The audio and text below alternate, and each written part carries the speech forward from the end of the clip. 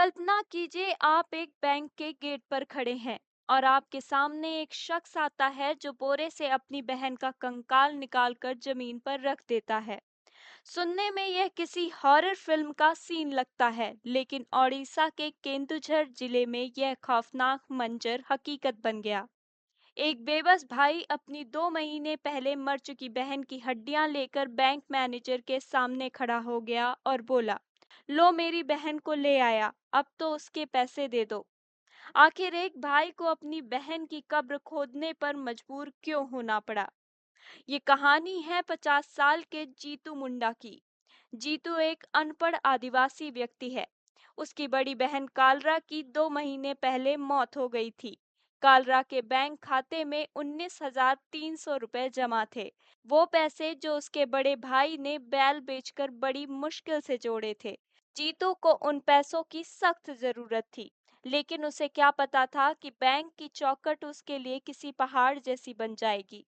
जीतू कई बार बैंक गया, लेकिन आरोप है कि बैंक मैनेजर ने उसे कानूनी प्रक्रिया समझाने के बजाय उसका मजाक बनाया या उसे झिड़क दिया।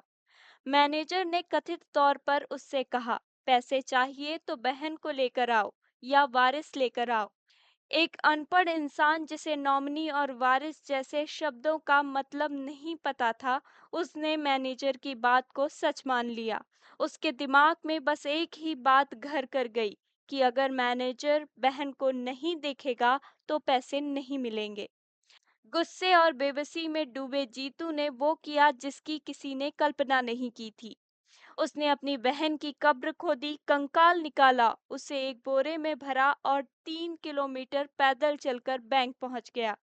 जैसे ही उसने बैंक के बरामदे में वो हड्डियां रखीं, बैंक कर्मचारियों के हाथ पांव फूल गए। आनन फानन में बैंक के गेट बंद कर दिए गए। पुलिस बुलाई गई। पाटड़ा थाने की पुलिस ने जब जीतू की आपबीती सुनी तो उनकी आंखें भी नम हो गईं। सवाल ये है कि क्या हमारा बैंकिंग सिस्टम इतना पत्थर दिल हो गया है?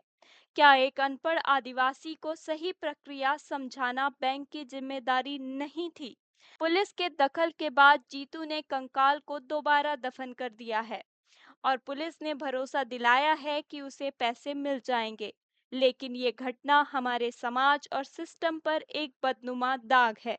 क्या आपको लगता है कि इस घटना के लिए बैंक मैनेजर पर सख्त कार्रवाई होनी चाहिए? क्या एक गरीब की मजबूरी का इस तरह मजाक उड़ाना जायज है? अपनी राय कमेंट में जरूर लिखें।